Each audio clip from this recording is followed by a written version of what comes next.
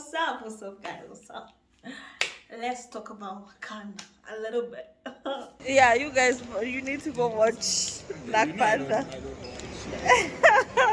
I'm in theater. I enjoyed the movie. Funny, funny, funny. I cried at the end. I wasn't supposed to cry, but they broke me. I'll give you guys a preview of the movie when I'm sitting in different things, different aspects, not necessarily breaking down the movie. I'm not gonna spoil or anything. I'm gonna give different aspects. So, Wakanda forever, forever and ever. Wakanda Forever! To celebrate and honor the brilliance of Chadwick Boseman. Wow, guys, I'll just jump straight into this. Yeah, I know the intro to this vlog. I was ready something different. It's the day I went to watch the movie, and I'm taping this on a different day.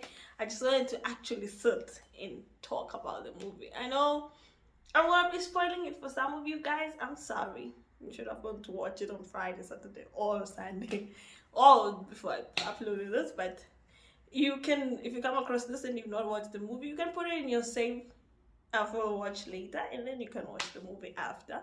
You can watch this after, but whew, let me just breathe, because what an emotional movie. Like, honestly, like, I didn't know what to expect, especially because it was going to be without Chadwick, but how they honored this man was beautiful. Like, trust me, I was like, I won't cry. And then, like, the first scene, the intro to the movie was about him and the sister Shuri crying. She was like, oh, I want to heal my brother of this disease. And just to mention something on that, like, they kept on referring it to this deadly disease that could never, didn't have a cure, which is literally in relation to the cancer that he had. And there's just no way out for it. So, like, in the beginning, I was like, oh, I'm not gonna cry, but the pain, like, I was back to that point where he passed on, right? And I actually did watch this interview, so I'll just play it and I'll talk about it. We've paid tribute to Chadwick and we've furthered his legacy. What do you feel his legacy will be?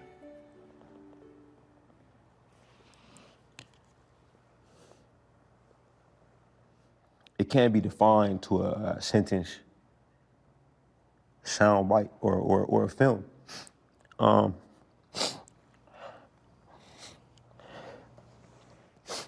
Forgive me. No apology necessary. Yeah, so I watched that interview, Ryan, with regards to what aspect or what was Chadwick's impact to the movie and the life and whatnot. And when he teared down, I also teared down. So, like, I don't know, that man will always hold a special spot when it comes to the movie, when it comes to us as human beings and all that. And then also, like, the point where I broke down, guys, you cannot even imagine. I didn't break down in the beginning. I think it was more like 2-3 minutes of them just honoring the guy.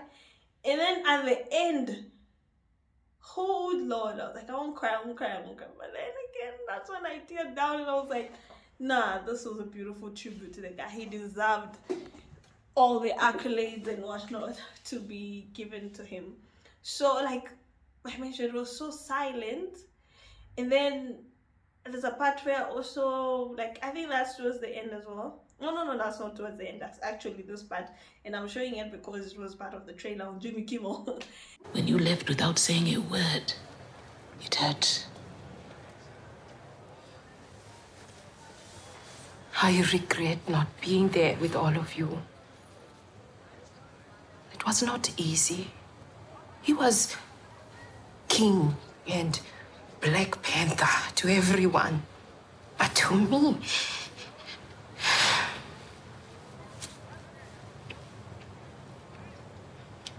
he was everything. That point where she's explaining it, like what he meant to her in terms of the character, I feel like it was so beautifully done, because that is exactly what you'd expect Chadwick, the real person, to have meant to the wife. He was a leader and he was a king.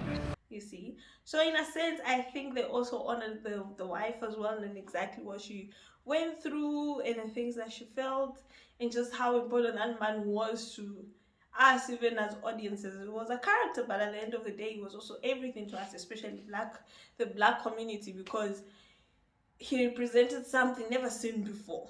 You understand? So that was, I feel like they did an amazing job just representing him in that. Then moving on a lighter note, let me move away from the sad life. So this is now like when it comes to the jokes. Listen, a movie without punchlines is just not it. And boy, did I not laugh. Like, people were busting out because there was some nice punchlines. And I think when it comes to the joke side, Mbaku, Mbaku's reaction when Bruce Banner turns into the Hulk. Oh my God. Is that man green? Wow. You know, it's like he's very straightforward to what he sees. and the Nekeo, if I'm saying it right, the commander of the warriors, like how she did it was amazing. Like the punchlines those two had, like one of the best parts was the, oh my God, I'm sorry. Out of my dorm. Get out. Hey, I'm warning you, do not take another step toward me. See how they teach the children to treat their guests. Put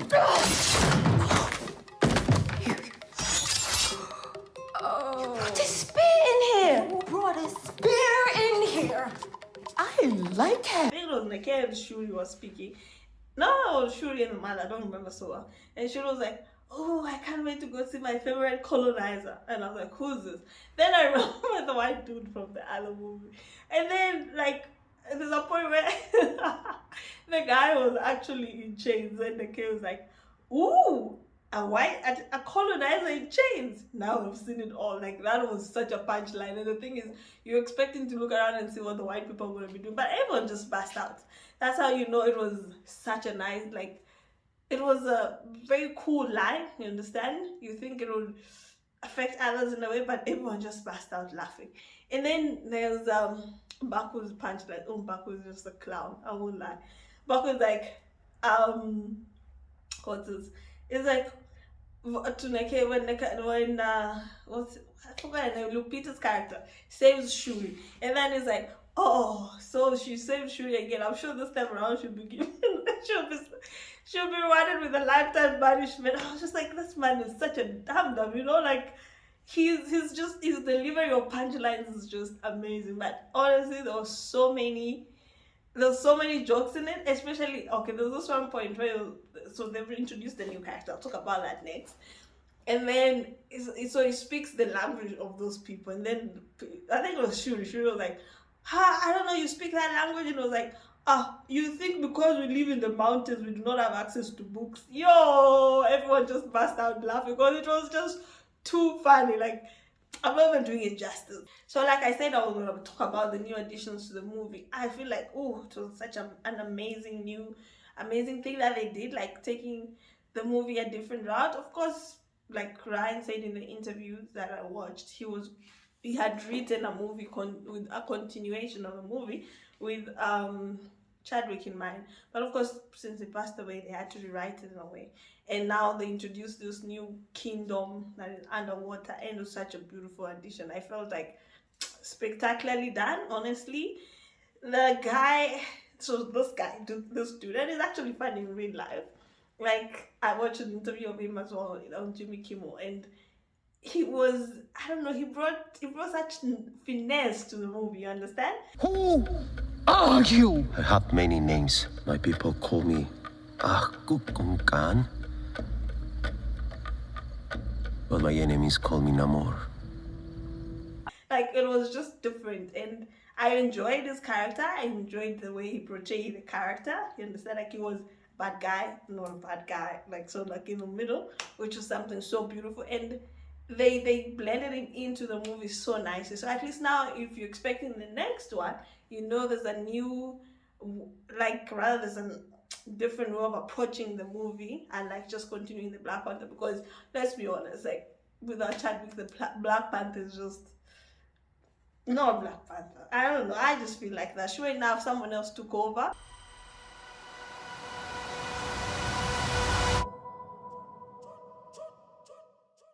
I'm not gonna spoil that for you, but still there's that hole. You understand? According to me, there's still that hole. Although I still love the movie and with the new Black Panther. The other best intro to the movie was, for me, was Michaela. So I don't know if you guys know Michaela. She's acted, I forget the name of the show, but this lady over here, like, oh, I was so happy with the way they introduced her into the movie. She's cool. I really like her. Although I don't know about the mastery of the accent when it comes to her. She did try, but it was just good to see new characters that I'm a bit familiar with in the movie. And then something that I really did not like, and sure enough, I went to the movies with a friend of mine, and he was like, but you know, it's character development. I'm like, cool, but you don't really have to kill everybody. So they kill one of the characters, and also I'm not gonna spoil for you, and it's like an important character in the movie. And man, that was painful. Like, I couldn't take it, because I was like, do you really have to kill this person? I don't think so. Like, you could have just let her stay on in the movie, because she was such an important part or integral part of the movie. I hope I didn't give it away, but yeah, like, that wasn't such a nice thing to do. And like, I feel like they should have let the person live longer into the movie, because probably there was another way of ensuring the character development to the character now that they were trying to affect, or rather influence, based on the death of those persons. But yeah, on that, I wasn't really impressed. And just on some important speeches that were made in the movie, I think King Mother, the Queen's messages, like, there's this one point where she's talking and asking, did I not sacrifice everything? You understand? Like, so it's a point where after, like, she speaks to Nekeo, the warrior, and then someone is like, but she's sacrificed so much to see that the kingdom is safe and all those things. Like, in the previous movie, she stood up to her husband, like, raised a spear against her husband. And then the Queen Mother's like, but have I also not sacrificed so much? My son, my husband, and they all died in such a, like, tragic ways, you understand? So why is it that this other person's sacrifices are more important than mine? You understand? That was such an integral part of the movie that, like, it just took me by surprise. I was like, wow, that actually does make sense. And then, like, there's this also scene where at the UN, where they're having a convening in the US as usual, and then there was also France as usual saying, oh, Wakanda should give him vibranium and what, and the Queen is like, listen, we've not given you the vibranium because of fear that, I don't know what exactly she said, but at the end she was like, we fear what you are capable of. Like, listen, like, the white people and not like the Americans and all that, once you give them such power, what they'll do with it. She, like, that, I felt like that was so significant, especially in our real world, where once those people take power from us, like, for example, our minerals and all that, they use it against us to suffocate us at the same time. So that's what she was referring to, and I felt like that was such a beautiful way of bringing the reality. Sure enough, most of those things are reality that were happening in the movie, but that was key, and it's actually the intro to the movie. Like, you can imagine, not at the beginning, but after they pay tribute to Chadwick, that's the intro to the movie, and that was such a beautiful thing to do. Yeah, so just after talking about the speeches, I think the other part where I should touch on was, because I don't want to spoil the movie though, the other part should be the music. Oh Lord, did I not feel like just standing up and just jamming to the beats? Like, I feel like they had very amazing music in it. I'm such a lover of Spanish music, I won't lie, and whenever they played, there's this upbeat Spanish music that they played, I was just like, yeah. So I started dancing, then I was like, Jane, you're in the movie, calm down, you're in the movies, calm down, you're in the cinema, calm down. And then I think another fun moment for me was when they played Banner's music. Like, there was a full Banner song on the movie, and I was so excited, I was so happy, because I was like, listen, I'm still high on burnaboy effect after going to the event, and just listening to him and hearing him in the movie was such a beautiful thing to do. And I think Tems was also in the movie because they did credit her at the end of the movie, and that was such a beautiful thing to do. The best part about it was Rihanna's song and the Lift Me Up, and that is what broke me. I think that scene, the scene at the end combined with the song, if you don't break at the beginning of the movie, trust me, you're going to break at the end of the movie. And it was such, the way they did it, and they just intertwined the scene and the movie was everything. I'm just going to say. So the song really made sense to me after I watched the movie. Like, it was like, okay, now I see why they needed to use, I see why she was such an important part of the music to the movie, understand? And then just talk about the fighting scenes compared to the first movie.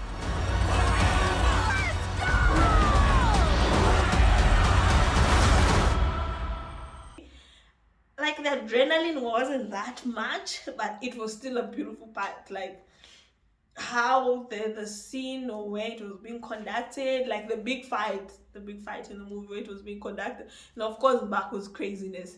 I think that was it. That was the top notch of it. So it was so nice seeing that the fighting scene, but it didn't give me, on a scale of 1 to 10 compared to the first movie, I think this one got me to like an 8, while the other movie, the first Black Panther, got me to like a 10 in terms of adrenaline rush and all those stuff. So I don't know about you guys. You can tell me in the comment section what you felt, yeah, or rather how it made you feel. And then just to bring in also the languages, I think this is something that actually the Wakanda people have really mastered so well. And for me, it was Lupita's, that woman. I was just like, girl, how many languages do you speak on top of speaking your mother tongue? Now, Lolo, and then you bring on Spanish and French, and of course the Wakanda language is most South African. I think it's Xhosa that they speak. And then like, she had a good 1 to 3 minutes where she was speaking Spanish, and she spoke it like she owns the language. It was so beautiful.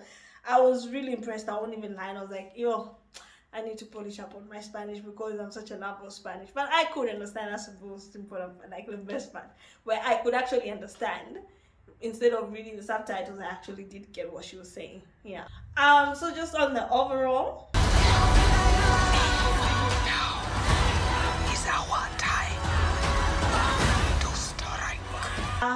I think it was, for me, I'll give it a 9.5 out of 10, and I think that's because like the first movie really had such a like, we never knew, like Ryan said actually at this particular point of his interview.